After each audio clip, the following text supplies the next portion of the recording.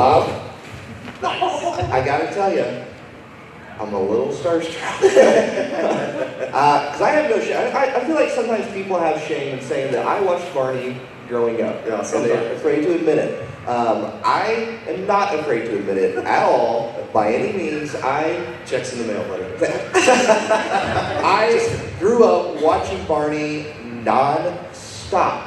Yeah. Literally non-stop. I'm sure my parents are very upset. But when they asked me, who do you want to moderate, you were at the top of my list. Because I was like, I got to talk to Bob. What an honor. Thank you. I appreciate that. That's great. And a story, when I was a kid, my local toy store was having a meet and greet with Barney. Oh. And all the posters had a picture of Barney on it. I got there, it was not Barney. It was far from Barney. I almost did a spit take. Far from Barney, and I have been disappointed ever since. Yeah, this right here makes up for it. There's so many fakes out there. I mean, you're not even trying. I mean, the purple kind of switch. But yeah, I mean, there were so many counterfeits for a long time. You know, they started out doing birthdays with, from the company, official birthday parties. Oh wow, really? Which is kind of interesting. It was really kind of a mom and pop organization when they started out, and in Allen, Texas, and so they started doing birthday parties locally, and they'd have the actual costume go out, and which that was at the time, around the late '80s when we were still doing home videos and that sort of thing. Yeah. And people saw that it was once it started to take off, they saw that it could be lucrative to fake it, and so they started to copy. But the company started to clamp down because of you don't want that to happen too much, because you never know. You can't control things really well. So Barney's been around for a pretty long time, and it's not on the air anymore. Yeah, right. I think they stopped production in 2014, but the last 3 to 4 years or so, especially, they were 3 to 5 years. I think it kind of slowed down. So, and they changed the format, and I left. Well, I was there from '88 to 2000. So yeah, after I left, it fell apart. Not exactly. You are Barney though, so. How did you fall into this role? I mean, this might be a long answer, but is acting or voice acting something you always wanted to get into? And then how did you come into the role of Barney? Well, I had been doing voice acting for 10 years before I did Barney. So I was already used to creating characters and being in the moment and being in the character and that sort of thing, especially for radio commercials. Yeah. At the time I was doing voiceover, it was really the heyday of comedy radio, and it was just this golden age of people producing all these crazy, funny radio spots. And so I happened to be there at the right time. Well, I got into voiceover. Basically because I was just a really weird kid, and I did voices and accents and dialects and such. And when I went to college, I got my art degree at Trinity University in San Antonio, but there I met a guy who had access to the recording studio, and we just went in a couple of days and I put together a demo tape, which was ridiculously long and just completely insane. And I shopped it around to advertising agencies in the area, and I started getting commercial work. So that I did for, I actually started doing some other day jobs. Well, I only had to have a day job for 2 years before I quit and started doing voiceover. Pretty lucky, yeah. So that was, I was really fortunate. And then Barney came along 10 years later. Well, the Chuck E. Cheese rolls came along just before Barney, about, I think, 9 months before that. And so I was cast as Jasper T. Jowls. And that's Barney, the guy who makes the pizzas and the bad jokes. But sorry, I'm getting over Con Crud. Oh my God, Con Crud from the last con in Miami. So I didn't have a voice until about. I mean, that sounded perfectly fine to me. So thank you. But yeah, then Barney came along, and the rest is prehistory, as we say. Yes. Are your voices still being used for Chuck E. Cheese today? No, but they were kind of used as the model since then. So okay. It was like kind of with the same with Barney. I sort of the Chuck E. Cheese characters. They started in the late '60s, I think. It had been around for a really long time, but they really wanted to revamp everything, and they had this concept unification after they had the two companies joined, and so they did a casting and created new voices, and so they used mine kind of as the model ever since. Now, is there a perks to being the voices for Chuck E. Cheese characters? You mean like free pizza? Yeah. I've never really tested that because it's not my vibe, you know? Yeah. I just didn't know if you walk into a Chuck E. Cheese and just start doing the voice and it's like, hey. Yeah, I've never tried that, but no, I mean, I've been in, the last time I was in a Chuck E. Cheese was probably 20 years ago, I think. Yeah, I don't have kids, so I don't have to torture myself with my own voice. Well, I mean, the whole Chuck E. Cheese model now is really weird because they got rid of the stage, basically. Yeah. And none of the animatronics are there anymore. So yeah, the animatronics. Yeah, they cut way back on it because they were just so hard to maintain. Yeah, it's definitely a different vibe now than when you were doing. Well, plus the alcohol. Yeah. Plus the alcohol and the fighting. Yeah. No, there's not a lot of that. I mean, it's like one of those things where if something negative happens someplace, it goes viral, and you think, oh, every Chuck E. Cheese pizza must be this. Yeah, you can't hide that stuff now anymore. It's easy to get something on the internet. But those things are rare. But yeah, I mean, they got rid of all the animatronics except for Chuck, I think, in a lot of places. So he's kind of a waist-up guy now. Yeah. And then they've got videos. They're really well produced now. They have the puppet versions of all the characters on the videos that they're doing now. So they're really pretty good. Still not as good. No, yeah. I mean, still not as good. Now, if anybody has a question while I'm talking here, or while Bob's talking, just scream out. Yeah, just scream out. Anybody have a question? Because I will keep rambling on the entire time. Yeah. My favorite accent? Oh, that's tough. I've been doing accents and dialects so long. I mean, I love doing Pasquale. You know, what was so interesting is that I had a comment on a YouTube video the other day from somebody who said, you know, I'm Italian American. I thought you were Italian. So I was like, oh, that's a nice compliment. It's like, oh, thank you very much. Would you like a free pizza? but he's fun to do. There are some accents that are tougher to do than others and get right. Any native speaker will be really picky about your accent.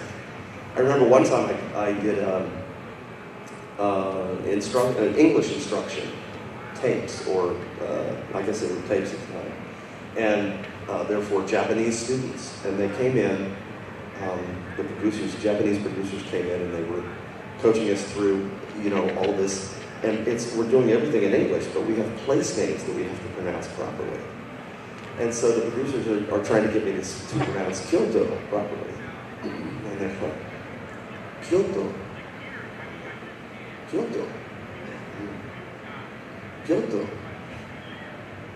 Kyoto.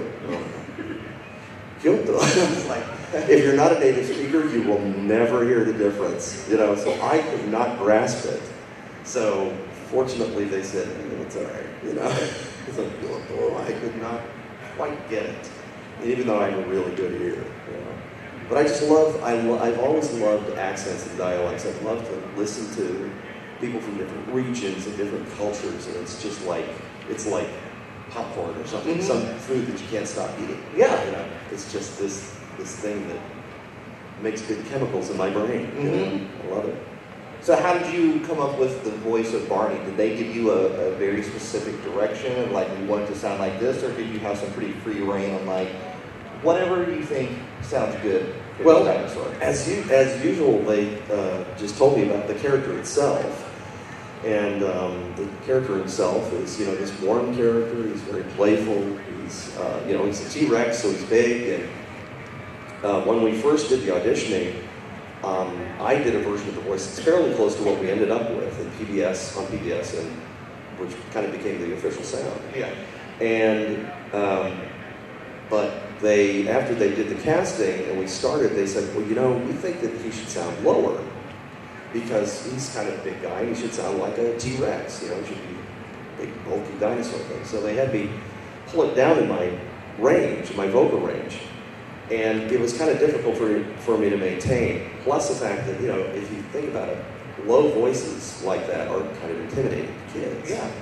So we did that for a while. So if you listen to the very first tapes that we did, the home videos and everything, Barney's way down here. Hi, kids. Oh, how are you, Tito? You know, so it's this, you know, yeah, he's a big guy. Yeah. But he's kind of intimidating to some kids. So I kept trying to get him to pull it up a little bit. And I think they realized after a while that he needed to be higher. Mm-hmm. Sound a little bit more like this. It's much more friendly. Oh, boy. So, yeah, so we pulled it up for PBS. And that's, and the Barney in the earlier Barney, I call him the Faulkner Barney. You know, he's operatic. Whoa, oh, Tino. And, you know, I've always wanted to see him in, like, the Viking helmet, you know, with the horns and the ponytails, the pigtails. So somebody did a fan art of that for me. I mentioned that on the Purple Tales podcast. It's like, hey, Bob, there's this image. It's really good, too. Always what you want. Yes. Be careful what you wish for. Anybody have a question before I keep going on? Okay. So, with you being the voice of Barney, and there was David Joyner at the time, who was And other people, yeah. Other people. How does that work exactly? Do you just go to a recording studio and they match it up? Or? No, we did it in a completely unique way. It was, and the story that goes with that is that they didn't find their feet for a while. This is a very new thing for them as producers. Excuse me. And so they actually started building the costume before they cast the character, which is not the way you're supposed to do. You're supposed to cast and build a costume around the person. And so they had started building this thing, and when they did the casting, I found out I was too tall for the suit. I couldn't fit into it. And they said, so what we're going to do is we're going to get a shorter person to do the body, and you're going to do the voice. And normally, it would just never be done that way. And like for the show Dinosaurs, where the puppeteers were offset, and they had the people who were doing the voices, they had controls where they controlled the mouth movement, and that works. But we didn't have that level of sophistication. So the person in the costume ended up having a rod inside that they would pull to make the jaw move, and then they would have the right hand for gesturing. Of course, that left a dead arm hanging, which is kind of like the way Big Bird is done, because he's always got a live arm and then he's got a dead arm that just hangs there. So one of our performers found out that there's a bar inside the jaw that he could wrap a car wash sponge around and tape it and bite it. And every syllable, he moves his head like this. So that is now how Barney is done. So we would work together in real time, because we really had to do that. There's kids on the set, you have to talk to them. There's no way to pre-record that, because kids are just too unpredictable. So we did a lot of ad-libbing, and we just adjusted to each other, and we called it Dino Sync. We jokingly wanted to trademark it, but yeah, it was unique, and I don't think anybody's ever done anything like that since.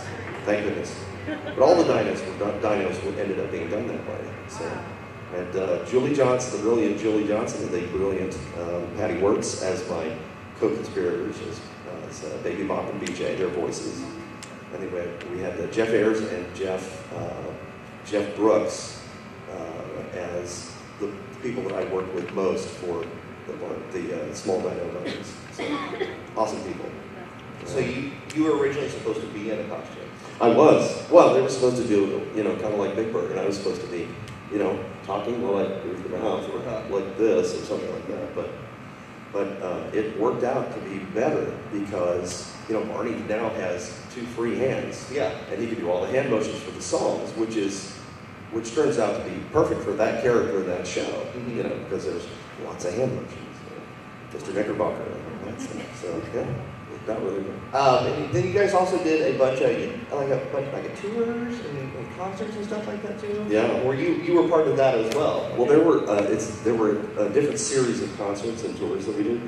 There were sing-alongs and meet and greets and that sort of thing that happened during the '80s and the home video period, and they kind of went up and down the East Coast, and those were pre-recorded, and then we had the big arena shows that we did for a while, and those were pre-recorded as well. They had a backup voice that would go with the show, somebody who could kind of imitate me in case the tape broke down, but it never did, fortunately. But, and then we had Radio City Music Hall, which was all live, except for the music. And we were under the stage, like 3 levels down or something in the carpentry area, and that was awesome. That's insane. I can't get over it. I mean, it's first of all, I'm sitting next to Barney. It's cool stuff. You're gonna make me blush. Do you have a bunch of Barney merchandise at home? You would think I would have a whole bunch. I feel like you would have everything. It was like if I had everything, if I bought it all, I would have made $0 because there was so much. It really was. It was insane for a while. You'd walk into Target and literally it was purple and green when you would walk in. They had an arch that they built. That was when you would walk in the door. It was the Barney logo, and there were Barney images and stuff and balloons. And then the merchandise, of course, was beyond that. But they did a little bit too much merchandising. The producers agreed with that eventually. But it was kind of crazy. Is there any unique pieces that you own, or maybe a prop from the set or something like that? Well, I have some things, some really nice stuff that they made for me, handmade for me, like little shadow box kinds of memorabilia things for my retirement party when I left. But I have, they gave us VHS copies of all the shows, and they're like white labeled, and I want to, I want to pull them out and watch them sometime, but I'm afraid to watch them because I don't want to mess them up. It's like I'm leaving them for some vault for thousands of years from now when aliens come and discover this civilization. They'll go, what is this? The first thing they'll see. Yeah, exactly. They'll say, oh, well, intelligent life is here. So. Now, have you ever gone out into public and maybe seen someone, looking at Barney merchandise or wearing a Barney shirt, and you just kind of have to sneak in the fact that you are Barney, or you just kind of do the voice? I generally don't. I kind of value my privacy. It's like my sound editor, my sound engineer once said, you too can be anonymously famous. So I can just go anywhere and no one would have any idea who I am. Until I started doing promotion for doing the con circuit, and now my face is out there, and no, I haven't. I never get recognized. So it's great. I have good privacy. But if I remember when we would be out on the road or something, we had tour jackets that we would wear. Yeah. So if ever I wanted some attention, I could probably just go to the grocery store in a tour jacket, because we always would get stopped. People would say, are you with the show? What do you do? And ask all the right questions, and then the crying begins. No, it's nice to have the privacy. It really is. But I can understand that. Yeah. But when we were on tour, there were some fun things where we were in a diner one time having lunch. We were just about to do a personal appearance at, I can't remember where it was. It might have been Connecticut. I think we'd gone back to, Connecticut Public Television is our home station. And we were there for Pledge, I think, for Pledge Week. Okay. And we were in this diner just having lunch, and one of the people, the crew, had a Barney shirt on. And there's this little tiny girl, and we were just walking out, and her mom goes, see, look, there's Barney. And I snuck up behind this crew member, and I said, hi there. And her eyes just, the shirt is talking. It was crazy. It was a lot of fun. And what was even better was the mom leans over to me afterwards and goes, hey, that was pretty good. And somebody else said, no, that's really the voice of Barney. She goes, right, yeah. So, of course, we walked over out the door, and at that moment, something that never happens, a black stretch limo pulls up for us, and we get into it, and she's like, oh, come on. So we've never got those things, but that just for some reason, Connecticut Public Television wanted to do that. Yes. So yeah, it was. Those things are fun. They're always fun. Anybody else have a question out here? Yes. So that was back. And what was your name? This is my helper. I'm Amy. Hi, that's Amy. Love the shirt. Love the color. Thank you. How many of those do you have? How many do I have? I have 4. People keep talking about the shirt. I think the shirt is going to go on its own tour pretty soon. Because, this is Barney Purple. Or Barney, it's actually technically a magenta, but I've got my coffee mug over there. It's the same color. I shopped for a week and a half on Amazon to find this exact shirt. It's actually perfect. Yeah, like it's almost. It's like a PMS color exact, match. But I do graphic design as my day job. Oh, okay. So it's been my parallel career since the 1970s. I graduated degree in art, so now I do graphic design for television and film. You have seen my work on screen, which is bizarre, my completely other side of my life. I've been doing graphics since my first show, I think, was Angel. I did 90210 and all those, way back to there. And then more recently, I worked on the Muppets, the ABC Muppets. Okay. I did all three seasons of Speechless, which was an awesome show to work on. I'm on Single Parents now, so anything you see, like if we were shooting this as a fictional thing, I would design all of this, and anything else that's graphical that you see, from wallpaper to bumper stickers to posters or whatever. That's what I create. Is that originally what you had planned to do in life, is graphic design? No, I had planned to do architecture, except I had a couple of really bad math teachers in high school. And they can definitely change your career course. Right? People are agreeing with that. Yeah. But no, I mean, I really didn't plan on being an actor or anything. It just kind of seemed like a fun thing to do in college to see if I could get a little bit of commercial work when I did. When we did the demo. So, yeah. I want to quickly dive into the famous song. Quickly, me. No, let's not make it I want to talk about the famous song. Yes. So we've heard. You mean car wash? Yeah. Not that one. Not that one. Oh, not that one. You know exactly what song I'm talking about. Is that permanently stuck in your head for the rest of your life? Fortunately, no.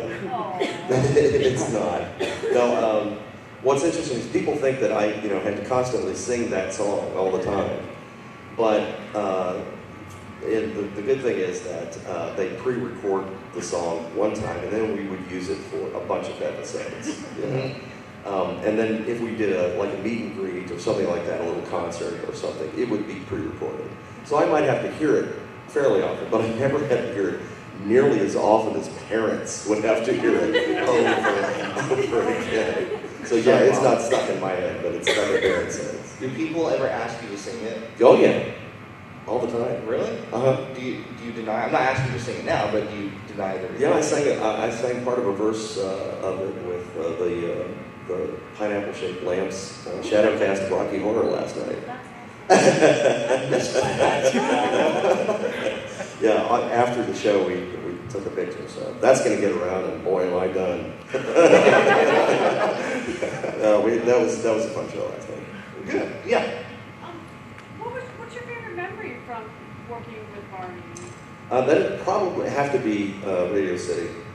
Radio City was that was an amazing experience. I mean, having done some theater myself, I'd done musical theater and been on stage a lot, and to be able to say that, technically, Radio City is a Broadway theater. It's considered Broadway theater.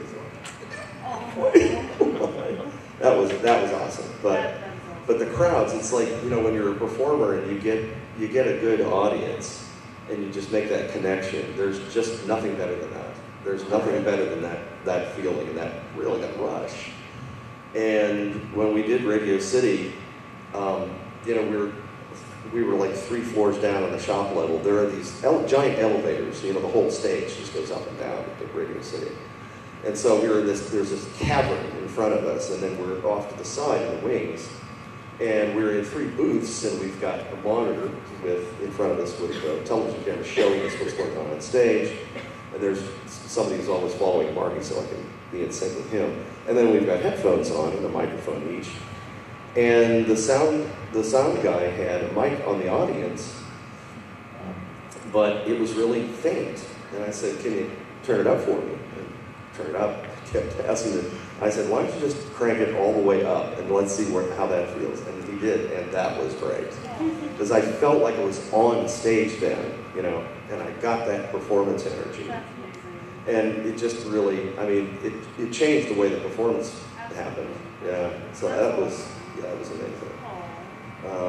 That and, you know, when it first started out, we didn't have any idea what the reaction was going to be to it.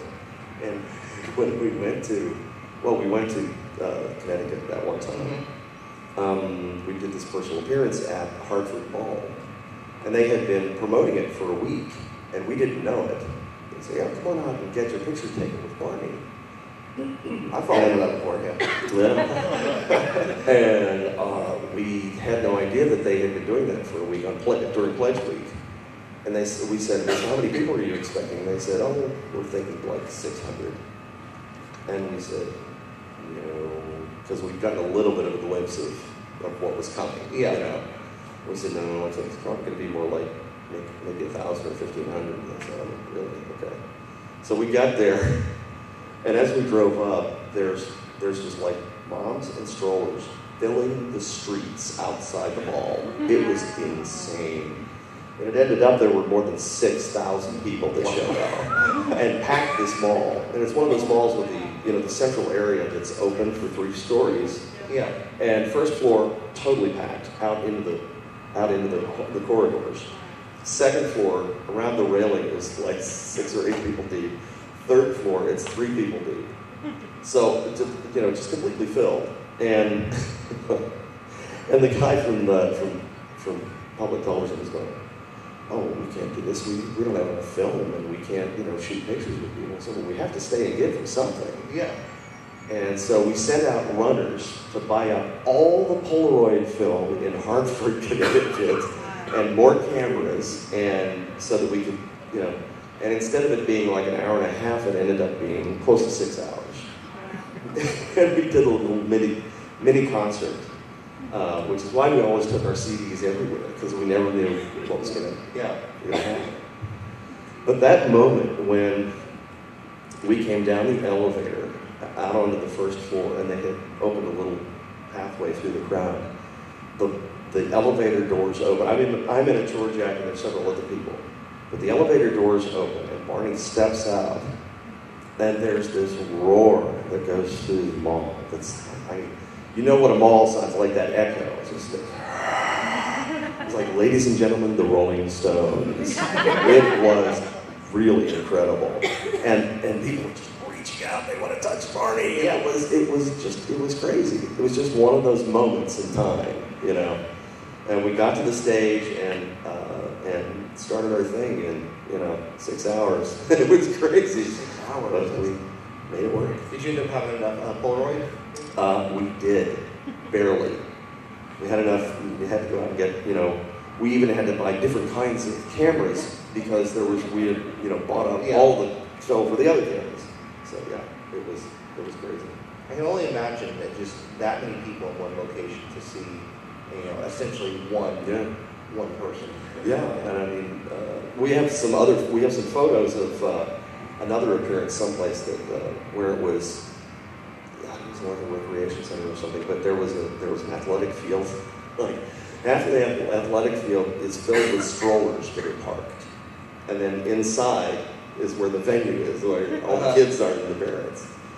The parking lot. Did you ever get so obviously you're saying a lot of strollers, so obviously a lot of young kids want to come. See you. Did you ever get adult fans that were just they were a huge fan? At the time, not really. I mean, they would be fans On behalf of the kids. Yes, on behalf of the kids. Yeah. Yeah. Oh, yeah. We got that a lot. Actually, there was a time I was flying, I think, from Dallas to New York, and I had a Barney watch with Barney on the face of it. And the flight attendant said, what did you get there? I said, I work on the show, and she asked me all the right questions, and she found out it was Barney's voice. And then, well, nice to meet you. And then, like 5 minutes later, somebody comes up to my seat and says, are you the voice of Barney? And I said, well, yeah, can I get your autograph? I said, sure. Then they brought something, and I signed it, and they went away. A minute later, somebody else comes out. Turns out that the flight attendant had told everybody on the plane that Barney's on the plane. So in a minute or two, there's like 6 or 8 people in the aisle lined up for autographs. I've never seen that before. Your own personal appearance on the Yes, it was great. But people won't do that unless it's for their kid. Nobody would do that with like a celebrity, like a movie star or something. Nobody would do that for themselves. That would just never happen. But if it's for your child, you will do what it takes to get that thing, that autograph or whatever. Mm-hmm. We found that all the time. People just wanted it, wanted to impress their kid. They want to be that parent, Exactly. That's why my cool parents took me to see Barney that one time, because they wanted to impress me. That was crazy. It was a lot of fun. Anybody else have a question? No, right there. Dinosaur? What's your favorite commercial you've done? My favorite commercial that I've done? Oh, wow. I did a series of commercials for the Austin American-Statesman newspaper in Austin. And I had what could be called my radio wife. Is what we have people that we're paired with a lot of times. If we're good at comedy together, and the chemistry is good a lot of times. You'll do different kinds of commercials with different people. Mm-hmm. And I used to do the Austin American-Statesman. They did, at that time when comedy radio was really amazing. GSD&M Advertising had tremendous writers, Guy Bomarito and some other people who went on to be their president. But there was this series where I would be this guy who was constantly calling up and asking them to put a newspaper machine in front of my house. Instead of thinking, that he could get delivery. He could just get, subscribe and get delivery. Just, hey, could I get it to maybe request a machine in front of 2224 West Main Avenue? Is that possible? And my radio wife would say, well, sir, what sort of business is that in front of? I'd say, well, it's a kind of a hotel. Said, oh, really a hotel? Maybe a bed and breakfast? So that would go on, and we did those for a while. They were super popular. But I did some really insane commercials. One of the more fun ones was I did 14 characters in one 60-second spot. Yeah, it was crazy. So that was the kind of thing that they had to do a lot, was lots of characters, but. Is there because it's cheaper to get one person. Oh yeah, do every single thing and get 14 other people. Yeah. Is there any voice acting that you would have loved to have done for any sort of TV show that you're just like, oh man, I wish I had a part on? Oh yeah. Well, there's always something that the big announcer gigs are I did some really cool stuff. Something like the NCAA National Basketball Championships, that sort of thing. I did a few of those, which is very nice. But the kind of the holy grail is to get into animation and do that sort of thing. But I ended up not doing a lot of that in Los Angeles. The market in voiceover just completely changed over the last 20 years. The commercial actors strike was part of it. Various other factors. People used to use agents for everything. Now there's some people cast through websites like Voices 123. There's a lot of underbidding. There's a lot of lowest bidder gets the gig kind of thing. And it just things really changed. In Dallas, it would be me and my demo tape. I would have my demo. People would have my tape on my CD later, and they would just book me off of that. But then in Los Angeles, it's very different. You go and you sit at your agency for hours at a time, maybe all week sometimes, and just read scripts. And it's kind of a machine, a factory. So that just kind of got old after a while. So if anybody is wanting to get into acting or voice acting, what would you suggest would be a good route to go? Well, the first thing I always recommend is that you study acting. And that's one thing that surprises people, because they think, a lot of people think that if you can do imitations of certain voices, or if you're funny, or if you think that you just have a nice voice, maybe sound like an announcer or something, that you can get a lot of work. And sometimes if you have a really unique sound, you can get a substantial amount of work. But most of the time, if you really want to make a living at it, you have to become an actor to learn interpretation of copy, how to break down the copy. There's a very specific kind of way to break down commercial copy or narrative copy in order to get what the client needs. How to take direction, how to change with every take, how to do something different. You know, change this, and this in your next take. You have to memorize it and just do it. You know, but there's a lot of training involved, lots of practice, and putting together a demo is the next thing, and then finding an agent. And that's the thing. If you want to get the big jobs, you do have to have an agent. But otherwise, getting a really good demo and getting someone to walk it in the door at an agency, that's the thing now.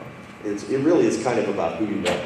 So you have to know somebody who knows the agent, somebody who the agent trusts, and this person has to trust you, to trust your work, so they have to take your demo into the door at the agency and get you the agent. So it's kind of tough. It used to not be nearly so tough until everyone in the world thought they could do voiceover. It sounds like an extremely complicated process. It is. It's complicated. It's really deeply competitive.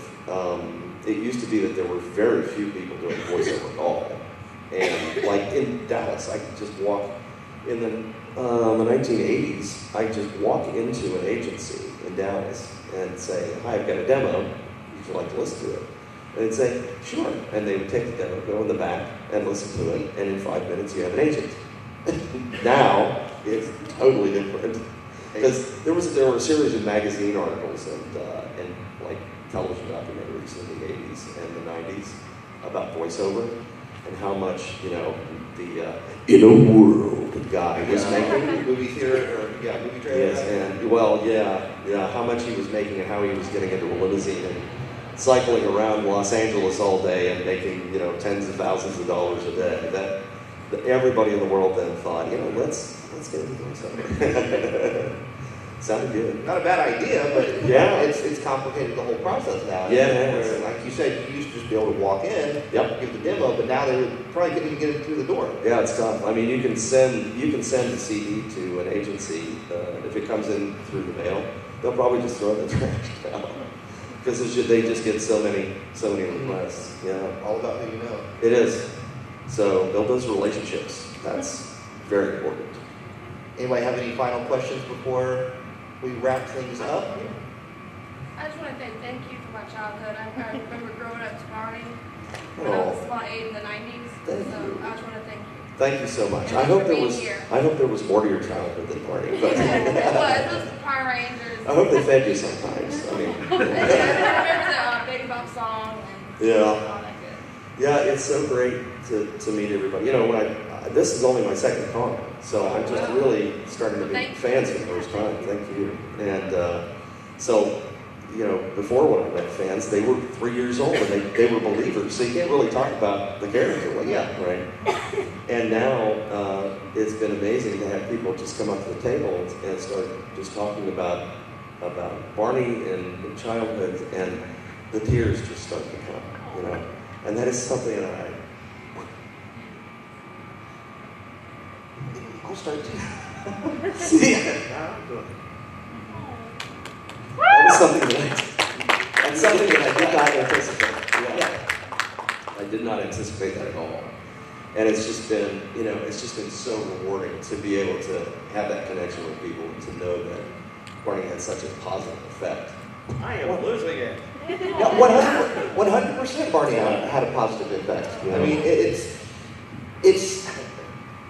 it reaches something farther than I think you will ever know, because it's helped people through bad times and growing up, myself and I'm sure a lot of you, were bullied and things like that, and to have someone like Barney and all the friends right there waiting for us when we came home, knowing that we were accepted with them. Well, Barney was just, it was an interesting thing, the way he provided comfort to so many kids in so many ways. We got so many, letters from people saying that, my child, we just had a really rough divorce. And Barney was the thing that kept our child together. There's the Barney doll. He was like this symbol of reliability, and he was always there for them. And really got through that, or through chemo, or whatever. We did a very I don't know if you know about Actimate's Barney, the Barney that interacted with the CD-ROM. That was really complex. Well, we had that, and we had a very special version of it that we did that that taught children through the chemo process or through radiation in oncology thing. And so they just talk about breathing and relaxing, and they would play a song and that sort of thing. So Barney ended up being this guy that really provided so much comfort, and I think that's one of the things that really stuck with people. So it's super rewarding. Barney's a ray of positivity in a world filled with negativity. Purple laser beam of positivity. Well, Bob, thank you so much for being here. Thank you. I can't tell you how starstruck I am and how happy I am to be sitting next to you, and finally, after all these years of admiring Barney and hoping that one day I would get to meet Barney. Well, just as much as I want to meet all of these other people with this show. This is amazing. This is so exciting. So you're still going to be at your table, right? Yes, I am. I'm going to be leaving about 4:45 or so to make my flight. So. All right, so make sure you stop, visit Bob West if you have a question that you thought of after the panel. Go ask him, get an autograph.